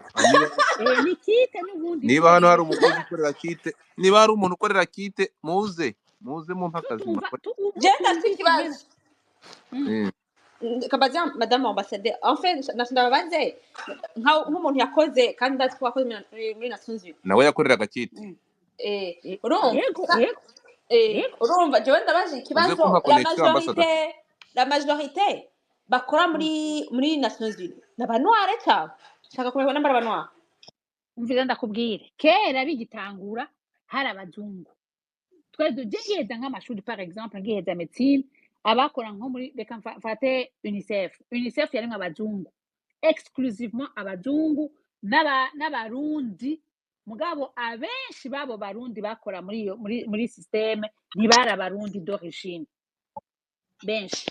Comme aujourd'hui muri HCR Burundi, la majorité bakora muri HCR s'abarundi n'abanyafrika bahandi. Donc au départ hari abazungu, avec le temps bagenda baduza abirabure kugira ngo abirabure abari bo bavyikorera.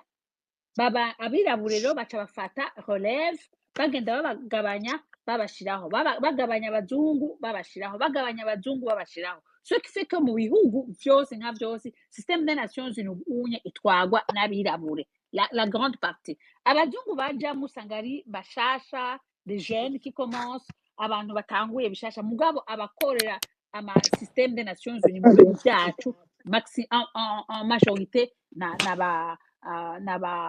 n'abirabure. Jewe uwitwa Bintou Keita je turazinanye neza amaso mu yandi. On a discuté, je twarahaririye ndamubwira nti ibintu système zikora si vyiza pour l'Afrique, ibintu biriko biraba si vyiza pour nous. Twarahuriye ni Burundi, ndamubwira nti ibintu biriko biraba ngaha mwe mudufasha mukora ngaha muri système des Nations Unies, ça ne arrange pas du tout nos pays. Il faut que mukora gutya na gutya na gutya. Bintou Keita no mu kihe gihugu? O muri Mali. No, Mali ni Guinée. Mali ni Mali men. Guinée. Erege Guinée. None ambassador mfite ikibazo. Wiri Thierry. Manuka. Manuka ntabwo ngiye nkunda akavuyo. Niba uje udashobora kugira discipline mutemu manuka, ntabwo hano tumuka bariko kwa mutwe. Rumata nawe ufite akavuyo, mutinga mic yawe.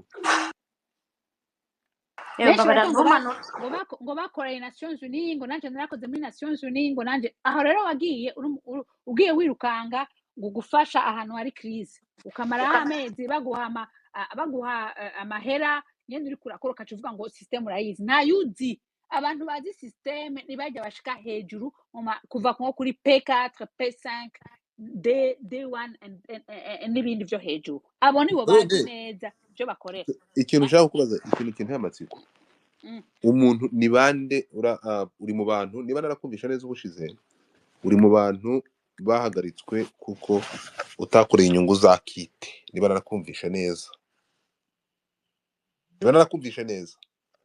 ni ibiki umuntu ashobora gukora bishobora kubangamira inyungu zabo ku buryo bamuvana mu mwanya cyangwa bakamwirukana? Bon, sinzi ko nabivuze de cette manière là sindi sure ko ariko nabivuze mugabo icyo nzi nuko jewe hariho ibintu ntashobora kwemera ko bakora kandi example ubabwira oya nta example dushaka bito bya wa Rumata ntabwo uri kubona ndakuboroka oya ivyo Rumata gize n'ivyo kubera birantaranya n'abantu ntabwo ari ibyo waduha ntabwo wavuga byose oya Godfather oya ikabandana parce que vous m'avez exposé mara ngira ngo 2 semaines zirenga jewe nca kuri Twitter kandi udupande mwagiye mwikatira mwa gutwo mushaka ko tuvugwa nimuvuge byose Godfather we nta bintu byawe biri kuri Twitter. No, listen to me. Ikintu ugomba kumenya ni iki ngiki. Njyewe wanjye reka nkubwire ikintu kimwe ugomba kumenya ambassador. Space yawe umviriza space yawe nayivugiye ko ibintu abantu baca bafata udupande qui les arrange nitwo twonyene bashize kuri YouTube kuri YouTube kugira ngo abantu reka nkubane urwo rwikwe kamanze ngusobanurire. Hano Godfather niyo nkoze space ya Team No Sleep ubundi Team No Sleep tuba tugiye kuganira urimo kumva ntunze abantu barenga magana baza bagafata bajya kwa uploadinga ibyo ntabwo ari ikibazo vraiment niba ntabwo ngira YouTube channel unyumvi c'est pas ça le problème ntabwo ngira YouTube channel na abantu bazanga uko bazi ko bavana content bakaza ariko nta YouTube channel ngira ego mugabo nshaka kubwira ko hari ibintu nakoze ndavuga abantu ndavuga amazina y'abantu kandi ntibyari vyiza je suis vraiment désolé kubona narasohoye amazina nusuye kumbaza ngo duhe exemple ngo duha karorero oya ntakariho byumve gutyo onye muri en gros ce sont des kits abantu bakorera leur intérêt personnel au lieu de gukorera les intérêts z'igihugu zabene gihugu simvuge z'igihugu ko z'igihugu c'est trop vague et les intérêts zabene gihugu abantu nibiranda compte ko iyo bariko baragira ama accord n'ibiganiro ntazi n'amanama ntazi bigaca bitaha kumukuzana ibigwanisho byo kwica bene gihugu cyangwa abanyagihugu kwica le peuple ça là c'est pas bon once rero bari baguteguriye izo nama ngo mugende kugira amanama hamukanka kuzijamo kanka no kuvyumviriza bafata yuko utari umukozi wabo donc il s'arrange kugira ngo bagukuremo. Donc il faut kubimenya abakuru b'ibihugu bagendera ku mangenge bagira bati ni ntakora ibi ni ntagira ibi bambariye ntagira gutya na gutya barankura rero ubushinga ntahe bw'ukuri ubugabo no kuvuga ati ndavyanse ivyo bintu byanyu bigumane n'amafaranga yanyu bagumane hanyuma nanje ngumahane irinde ivyanyu ndabireke ngwanire igihugu canje ngwanire bene igihugu bien sûr ibingibi rero ibingibi ndashaka hari ikintu nshaka ngo muntandukanyirize kite ihurira he n'abantu bafite ingengabitekerezo n'abajenosideri n'abantu bafitemo urwango abantu bafitemo urwango merci beaucoup bafite idéologie génocidaire exactement bihuza kite kuko hari ukuntu mujye mushaka gufata kite n'ibyo ntajya nemera reka gusimba ubu tugeze muri 2025 sivyo ambassador bari kumanza ukanyumva ukumva point yanjye n'ikibazo cyanjye niba ntacyo bitwaye. My question is mwakyuza kite ko ariyo ishyira abantu ku butegetsi ariko igashyira abantu bafite ideologie génocidaire none ko bashobora gusapotinga abantu babi ibingibi duze dufata abantu babi bafite ububi bwabo dufata urugero kuri CNDD FDD kuba dede ni abantu bafite amateka bafite ibyaha banashinjwa bakoze bari mu bantu bavuga ko muri bo harimo abantu banakoze jenoside mu Rwanda ya 94 yakorewe abatutsi n'ibindi none ndashaka kukubaza kuki mushaka gufata aba bantu babyirutse bafite urwango muri bo, abantu bifitemo ideologie genocidaire muri bo, hanyuma umuntu wabahaye power akaba ari turundaho iyi mitwaro yose, abangaba ba nyirabayazana bifitemo ibyo bintu mu mitima yabo, tugashaka kubagira tukumva ko bo yo mubareke, kubera ikintu cyose tubirunda kuri kite, hanyuma abangaba bafite ibintu mu mitima yabo tugagaragaza ko bakoreshwa atari bo babikora kandi bo bifitemo ibyo bintu byabo muri bo. Okay, ndakwishura. Yego. Abantu nari ntanguye mvuga nti turi muri 2025. Yego. Hariho abana bavutse après 1994, après le génocide yo mu Rwanda. Ubu bafise imyaka 30.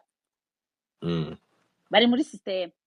Ko ça soit mu Rwanda, ko ça soit i Burundi, ko soit hehe, ivyo bintu babivukiyemwo, babikuriramwo, bakura bumva ko habaye genocide, bashika kumenya ivyo genocide vyabaye n'ibiki, baronka ababigisha babumvishe ivyo genocide ico vyavuyeko. Mu Rwanda version yabo ko abishwe bakamarirwa babo, ce qui est vrai. Abandi mu bindi bihugu bagiye muri Congo canke abari Burundi, muri Tanzania n'ahandi bahunze nabo bagakura bumva yuko abariko bajya abantu batsinze baneshe genocide aribo babiciye, aribo babirukanye, aribo batuma bamererwa nabi, aribo batuma bagorewe mu makambi y'impunzi, bagakura bafise uwo mutima w'ukwanka abari mu gihugu cabo. Donc bakura bumva ko bategereza kuzokwivanja, ils doivent rentrer, bateza gutaha nabo bakababisa, bajya bahagiye bagwanye nabo ngo bace bagende biganzure nabo baje.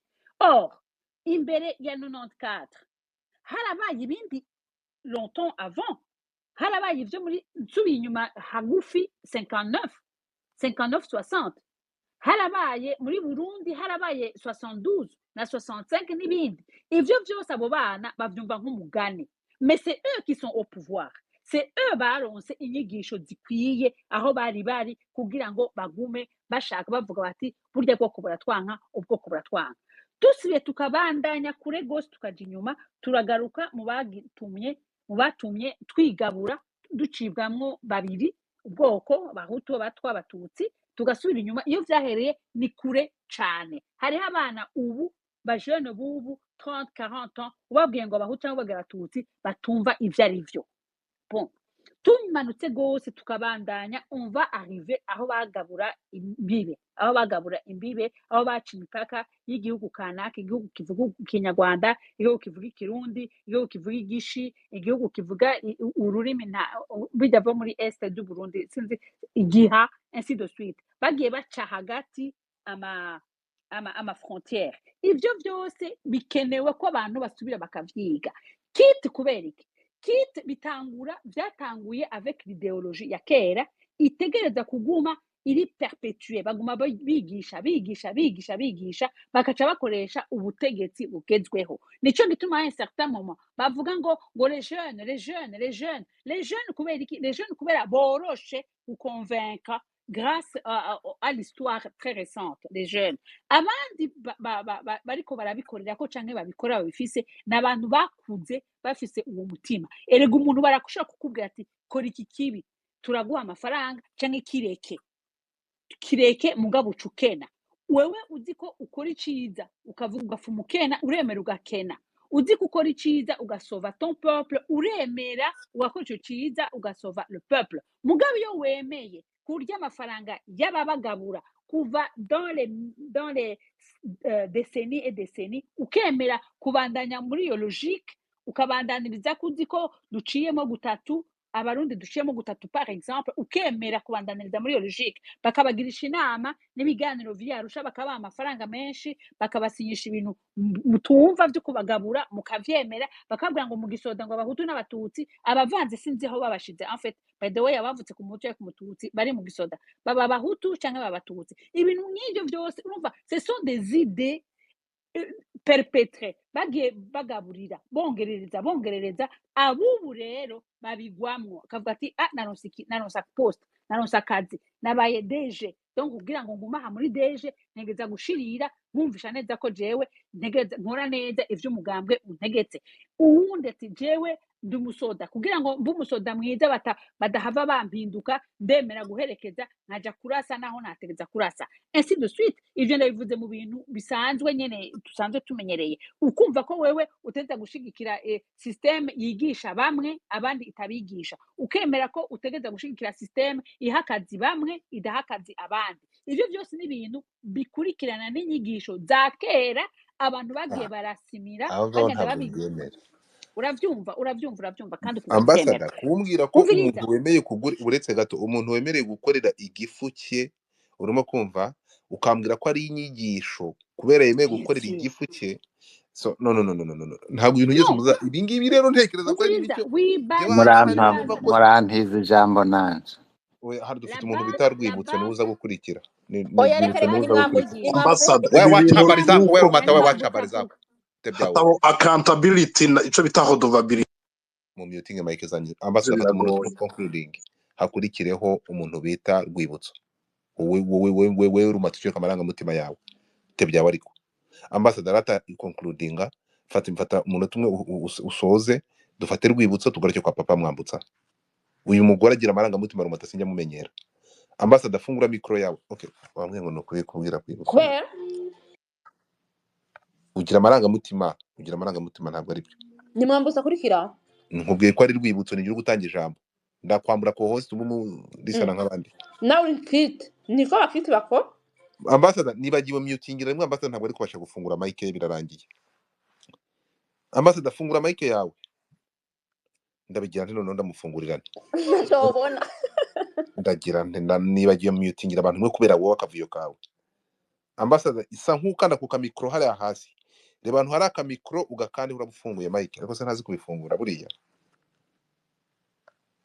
Ambassador sa nk'ufungura mic yifungure cyangwa usohoke ndagira nti none niko bimeze kit niko ukora waha ijambo Mwambutsa akaba aravuga Mwambutsa reka niyo tiyo mic genda ugira amarangamutima yawe Rwibutso fungura mic yawe anatana ntuza tarazi niko soma karazi kit niko nyaguhana amata ariko se rumata wa nyaguhana amata mu matama unyima ijambo kandi urashaka iki umwanya wari kumpfusha ubusa oya ndongera ibyo mbivuze kubera sinshagira urumva nacecetse maze amasaha ndagushimira icyo nakora no kuvuga ngo abantu buryo tuvugana kubahana naho bihera right so ikite ibyo yenda mufite ko mubyita ariko icyo nshaka yenda guhera kucyo warubajije brother Godfather nuko fete iyo kiti gendana nicyo bita changement fete de pouvoir sibyo power change hariya kandi iyo igenda na ideology y'abaneo colonialism urumva iyo neo colonialist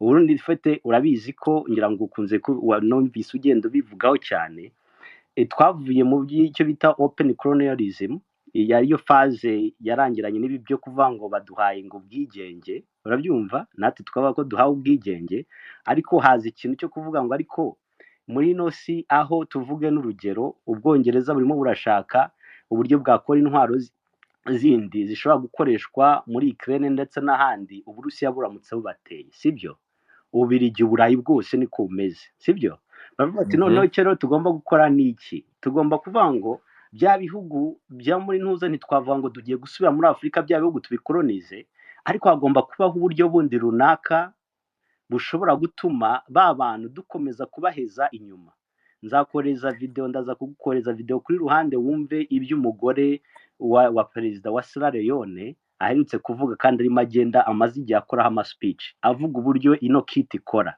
sibyo ariko je none ndanabyiga birimo ndakora maîtrise mu mategeko na politique so ibyo nabwo muri science politique avant narabyize so icyo bakora ni iki ni ukuvuga ngo bashaka ko habaho ubuyobozi cyangwa ubutegetsi bukora mu nyungu zabo hari iwacu rero ikintu kivuga ngo buri gihugu cyose kigomba kugira karite bakinisha hari iwacu i Rwanda n'u Burundi ikintu gishoboka gukoreshwa ni ikarita y'ubuhutu n'ubututsi bakavuga baturabizi ati mu Rwanda niba tuvuga ko nubwo mu Rwanda itakiba amoko ariko buriya Kagame ni umututsi hanyuma noneho i Burundi ni umuhutu bakavuga bati ntago tugomba gukora ibishoboka byose yuko ngo uburundi butazigera butwarwa n'umututsi sibyo hagomba bagomba kuba batwawe n'abantu badahuje ubwoko kubera icyo bashaka n'iki bashaka counter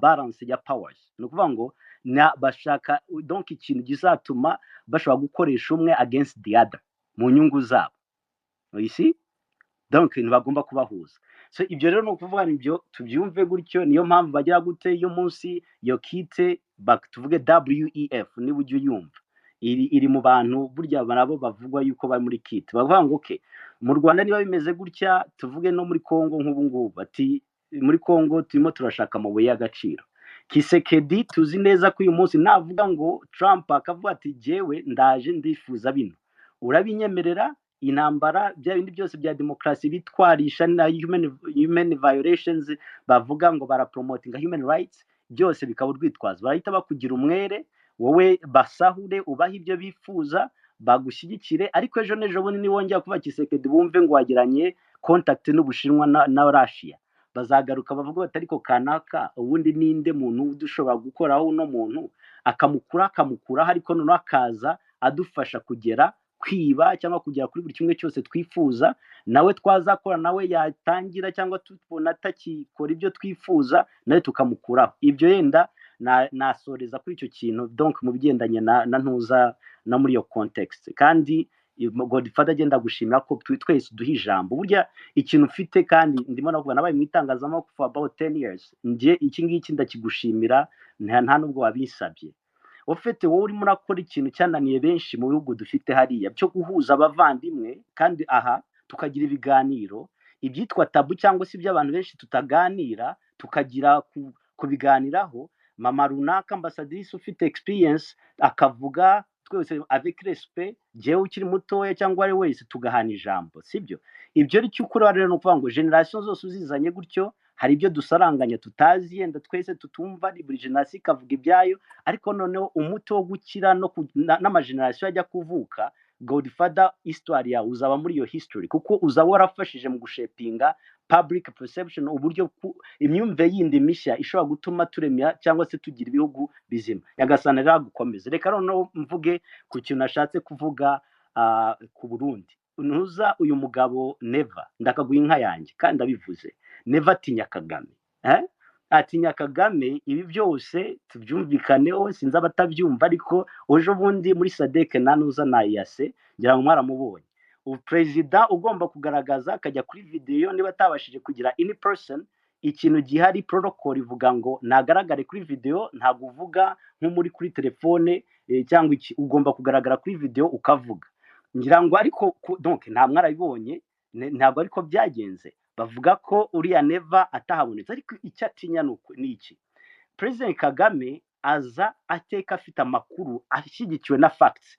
so umuntu upfa kuvuga adafite evidence so uyu munsi wabikomojeho uriya mugabo kuva kuri 2024 mu kwezi kwa mbere uzi ko ari Kinshasa yavuze ati turabizi hagomba kubaho intambara ikindi agenda nyuma yaho agenda atangira guhindura ngo ntabwo yadeclare intambara ariko noneho akongera akagaruka kuri icyo kintu abarundi ntabwo bari muri Kongo ariko kandi nanone abarundi ntibari hariya kubwo gushaka uburyo donc bakwinjira na FDL ngo batere u Rwanda bagize hariya ibyo byose akagenda bigarukaho ariko mu by'ukuri Muzee Kagame noneho uyu munsi ngira ngo tufatire ku rugero rufatika izino uriya Gakwerere wamukozeho ntuza nziza n'aba bose ba FDL rubona aba bana bari mugira gutse aba bose amakuru yose ahari no kuvuga ngo ibimenyetso byose bamaze gukusanya birerekana uburyo budashidikanywaho akantu ku kandi imikoranire ya FDL n'u Burundi n'uburyo bagombaga kwinjira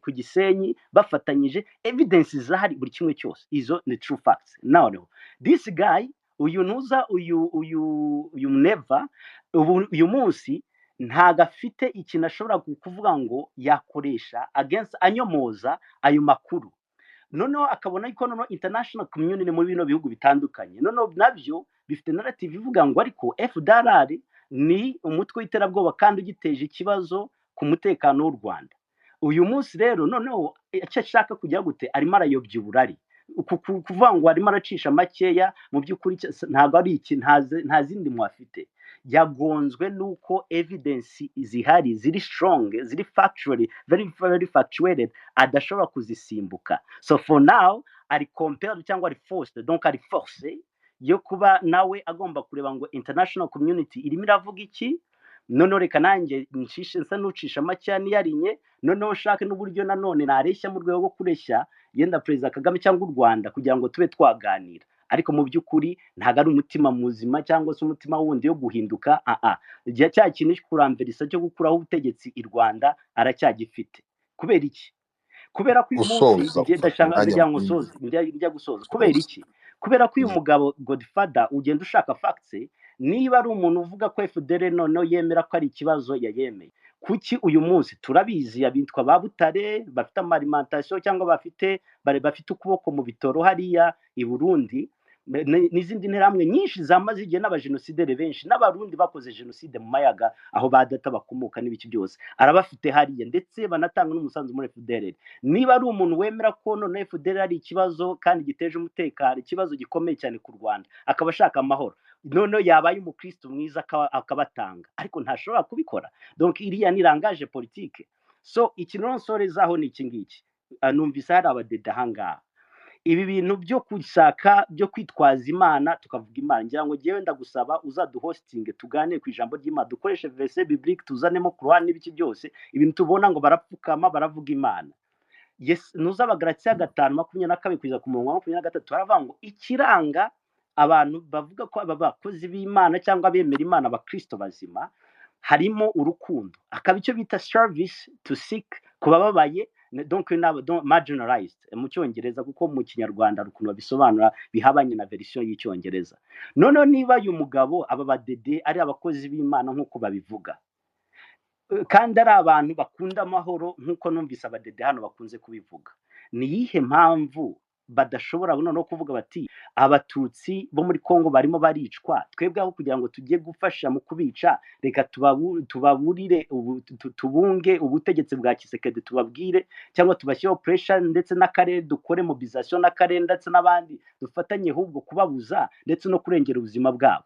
But ubyo ni ikinyoma no kwitwarika. Impamvu bitwaza idini nuko ariho bari bashobora kubonera abantu babumva cyangwa bashaka amanota, icyo bita votes. Ikintu cya nyuma rero nshaka ariko sura kigira icya nyuma kugeza ryari washoje wa mugabo. No, this is the last thing, Nuza Godfather, sibyo?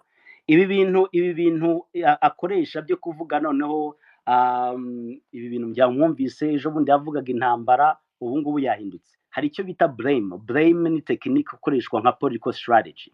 Urabyumva kuvuga u Rwanda na nubu azarugarukaho. Uyu mugabo afite ibibazo bikomeye cyane, impamvu akoresha icyo kintu cyo kuvuga u Rwanda nk'uko Kisekedi yarukoresheje cyangwa se akomeza kugenda arukoresha. Uburundi bufite ibibazo biruta inzovu mu kinyarwanda ni ibibazo igihumbi, ari bitoro, ari ubukene, ari amavuriro, ari iki byose. So imbere ajya gutorwa no mu kwiyamamaza kwe, sero la constitution burundaise avuga ko azarana agateka ndetse n'ibindi byose no guhaza basic needs z'abarundi nk'uko constitution ibimusaba. Kugeza uyu munsi rero ari mu bibazo kubera ko ntarashobora gukora ibyo yagiye yemera, nabo afite amapromese atigeze agira gute akorera abanyagihugu nk'uko yabiyemereye, nk'uko constitution ibimusaba.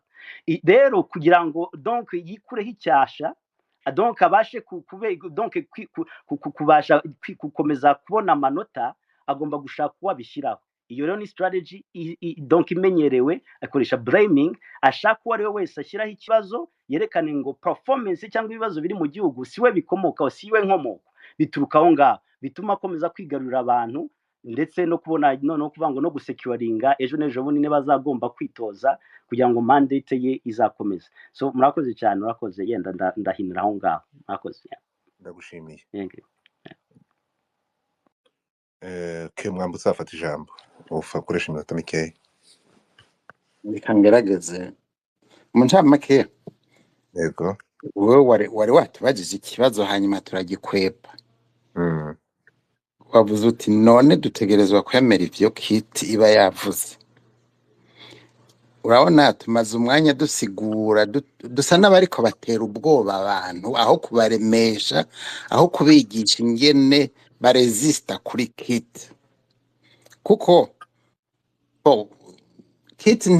kiti ntuzoyisaba kwijamwe nibo bakurokwita nibo bakurondera mugabo ibyo bagira byose ibyo bagira byo gutera ubwoba byose uko bigenda ko ariko kose umuntu arashobora kubankira arashobora kubananira jewe ikibazo wari wabajije nari nzi ko duca tuja ngaha ngo twigisha abantu bariko baratwumva comment on resiste kuri kiti kuko hariho abantu babigira muri Afrika n'ahandi no mu bindi bihugu ku isi biragigwa on resiste ku makiti so kuvuga ko byoroshe mugabo turafise ama exemple menshi ku isi y'abantu y'abalideri qui ont résisté ku makiti or urabona tuguma tuvuga ngo bon l'ambassadeur m'excusera c'est comme critica yari ko arasigura mugabo dans l'autre sens intérêt y'umuntu ni yihe intérêt y'umulideri ni yihe intérêt yanje ni yihe nuko le voisin aba ari en sécurité nuko le voisin aba afise ibyo afungura nawe iyo umuvoisin ashonje je ne suis pas en sécurité nta intérêt mfisemo ibi byo kuvuga ngo ndahembwa $15,000 $20,000 c'est bien sûr le compte ni sawa mais à la fin ufise inzu bavuga ngo bunyone yarafise inzu 150 na zingahe à la fin aguma ryama muri chambre imwe donc yoshaka kaba pandaka abana b'u Burundi biga bicaye hasi donc yoshaka karonka inzu imwe tukamusonera hakoronka inzu 150 na zingahe itumusonere tukamwita umuhimbiri naho yo batunze ibi nivyo nashaka tubwira abantu tubigishe l'intérêt réel y'umuperezida par exemple sukwiba subusuma ubaye umuperezida naho yo bari ndwi imwe yonyene uri assuré yuko igihugu kizo gufata en charge toute la vie donc ntukeneye kuba kaboko ntukeneye kuja kudandaza ntumbaze donc ibi nivyo nari numvise ikibazo cawe ja naho nashaka dupase plus du temps kuremesha abantu kubigisha ingene yuko kit barashobora kuyiresista ko barashobora kuyitsinda même et c'est ça qui fait des résultats umuntu ari sur influence rero ya kit babimubona gute hariho wakibajije biroroshe cyane bakubwiye ngo goma ngo hariho ngo crise ngo humanitaire alors ko abantu bariko bataha muhira donc rabo wabivuze raba ONG yabivuze raba radio RFI iri kwira gutera amashugwe be careful voix de l'Amérique iri gutera amashugwe be careful RFI ivuze yuko utari mu démocrate ça veut dire probablement kuri sur la bonne voie donc nuko bibona mugabo est-ce qu'on peut encourager les gens à être courageux à résister kuko abo bari muri kit bapfa kwivugira ibiro biteze n'abantu on peut leur résister ugatahi wawe ukarya ivyo biharage n'imyumbati yawe ukaryama bukeye abantu baragusonera bijya bavuga mu Kirundi ati pfa wambaye ukashika ahantu bakavuga ati wori umushinga ntahe bakaguha amazi ukanywa ukarengana nitwe nashaka kuvuga merci beaucoup gira amahoro urakoze cyane ndagushimiye kuba mwambutsa erega murabesha tuzaganira Godfather ntabwo ngiye ndi RFI sindi BBC ngiye ndakasa mutwe kandi nzabaha platform ndababwiza ukuri tuzanahindura gatyo dukora no mu zindi ndimi mbashimire abantu mushaka kureba logo ya kite cyangwa n'abashaka kumenya n'ibindi byinshi bamaze kumpa amafoto bamaze kumpereza timu yose kuri TikTok ngiye kuyerekana abantu mukoresha TikTok twagiye muzaho duhurira mugira umunsi mwiza abantu mwese mutaba muri kite mwirinde kuyijyamo ariko ngiye ningira bamenyana nabo bayikoreramo nzahita nijoyininga ndabashimiye twagize space nziza mugira umunsi mwiza muri turi uwo bita Toma Rubanga amaze gufungura umutwe w'inyeshyamba